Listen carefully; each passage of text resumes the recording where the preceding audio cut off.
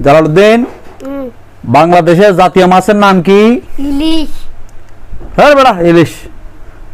পাঙ্কাশ, পাঙ্কাশ।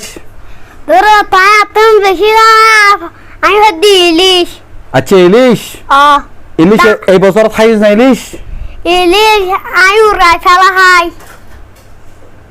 হঠাৎ হাইজ যে সপ্তানত সপ্তানত না সপ্তাহ মা হ্যাঁ গরমে দি বই বেহার হইলে ইলিশ হতে মজার দ ইলিশ। এরে বেড়াবে পাঙ্কাশ, ধরো ইলিশ। পাঙ্কাশ, পাঙ্কাশ।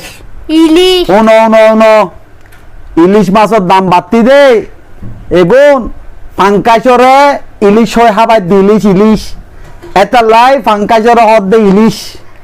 ইলিশ মাছের যে দাম বাড়তি 1500 1500 600 1500 1100 1900 ইলিশ মাছ হার মাছ ফয়সালার হার ফয়সালার। ফয়সালার মাছ হার মাছ ফয়সালার।